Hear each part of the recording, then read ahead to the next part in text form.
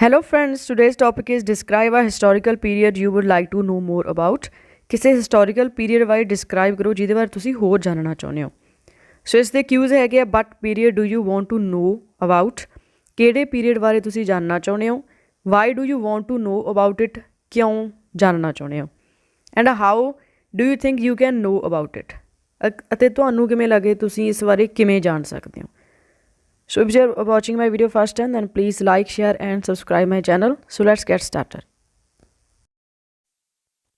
Learning history always fascinates me as it increases my knowledge about many things like past societies, cultures and many more.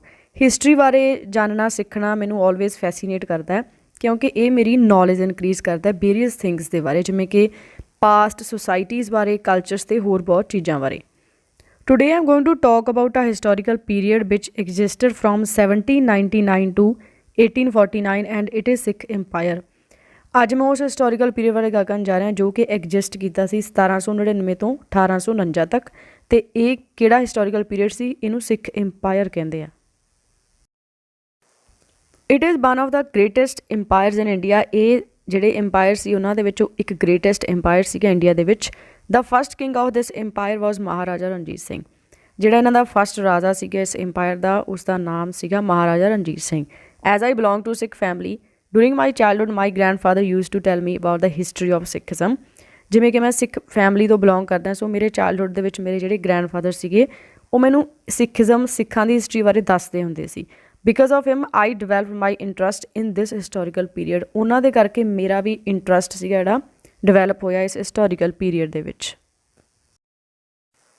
Maharaja Ranjit Singh was considered the greatest leader of the Sikh Empire because of his unique leadership style during his time period in history.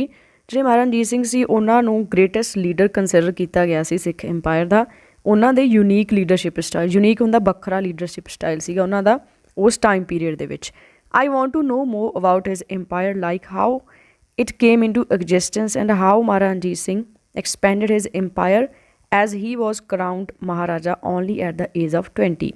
ਮੈਂ ਇਸ ਬਾਰੇ ਹੋਰ ਜਾਣਨਾ ਚਾਹੁੰਦਾ ਇਸ empire ਬਾਰੇ, ਜਿਵੇਂ ਕਿ ਇਹ ਕਿਵੇਂ ਹੋਂਦ ਦੇ ਵਿੱਚ ਆਇਆ, ਐਗਜ਼ਿਸਟੈਂਸ ਦੇ ਵਿੱਚ ਕਿਵੇਂ ਆਇਆ, ਕਿਵੇਂ ਮਹਾਰਾਜਾ ਰਣਜੀਤ ਸਿੰਘ ਨੇ ਆਪਣਾ ਜਿਹੜਾ ਇੰਪਾਇਰ ਸੀ ਉਹ ਐਕਸਪੈਂਡ ਕੀਤਾ, ਅਤੇ ਜਦੋਂ ਕਿ ਮਤਲਬ ਕਿ ਉਹਨਾਂ ਨੂੰ ਛੋਟੀ ਉਮਰ ਦੇ ਵਿੱਚ 20 ਸਾਲ ਦੀ ਉਮਰ ਦੇ ਵਿੱਚ ਵੀ ਉਹ ਮਹਾਰਾਜਾ ਘੋਸ਼ਿਤ ਕਰ ਦਿੱਤਾ ਸੀਗਾ। I can learn this period through books related to the life of this Sikh king. In addition to this, many serials has been made on Sikh Empire, which I would like to watch in order to gain more knowledge about this historical period. ਮੈਂ ਇਸ period ਬਾਰੇ ਜਾਣ ਸਕਦਾ books ਦੇ through, ਜਿਹੜੀਆਂ ਕਿ ਉਹ ਮਹਾਰਾਜਾ ਰਣਜੀਤ ਸਿੰਘ ਦੀ life ਦੇ ਨਾਲ ਰਿਲੇਟਡ ਹੈ।